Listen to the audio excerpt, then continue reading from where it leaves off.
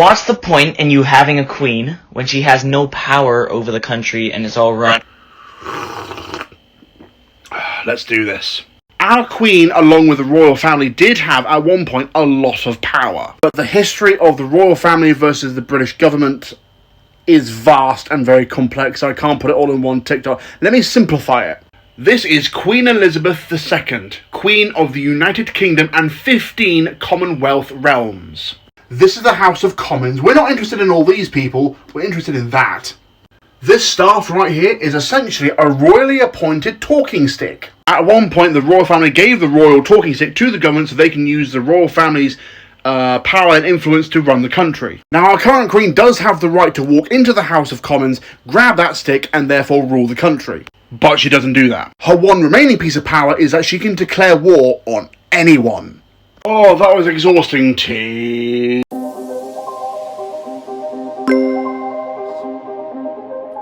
So, let's talk about this. You see, at one point the monarchy did have what could be deemed as unlimited powers, but all this changed in 1215 with King James when he signed something called the Magna Carta.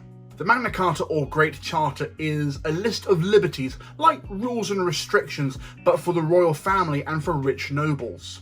It is also the first written constitution in Europe's history. The Americans took this Magna Carta as a model for their own constitutions. The Magna Carta was created to end a civil war led by Byron Fitzwalter against King John and the monarchy. It took 4 days to put together the Great Charter with all of its 63 clauses. These are like commandments. For example, clause number 39. No free man shall be seized or imprisoned or stripped of his rights or possessions, or outlawed or exiled or deprived of his standing in any other way except by lawful judgment of his equals or by the law of the land.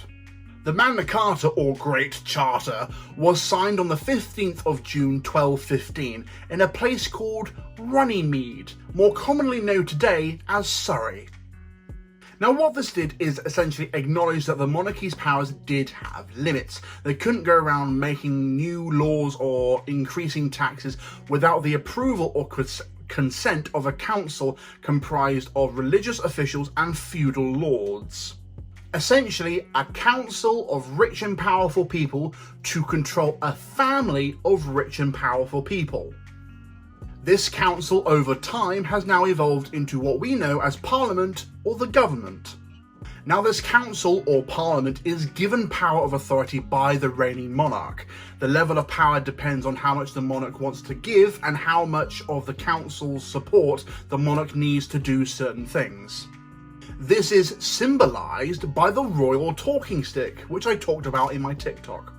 Essentially, the monarchy created a group of people to act like the monarchy in assisting them and also keeping them in check.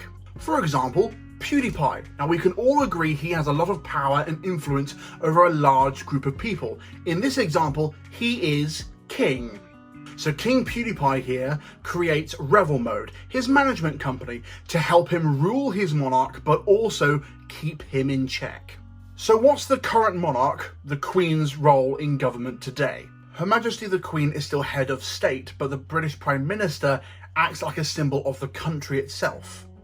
As to what she actually does, she makes official appearances and speeches, and also she is in close communication with the Prime Minister, getting regular briefings on anything that's happening within the government.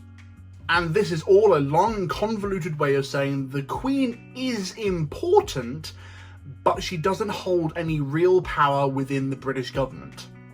So coming back to the original question of the TikTok, what is the point of the Queen? Mostly morale. She is a symbol of Britain, of England, of the United Kingdom. She inspires awesomeness through her visual and historical influence. Essentially, the Queen was the very first influencer. Before celebrities, before Instagrammers, YouTubers, TikTokers, there was the Queen and the British monarchy. God save the Queen. So there you go, fellow peeps of the internet. This was my first in-depth review of one of my TikToks to answer the age-old question, what is the point of having a queen? Don't forget to like and subscribe and leave a comment down below. What is the point of our queen? But anyway, my name has been Awrstewart. You have been whoever the hell you are, and I shall see you in the next video. Goodbye.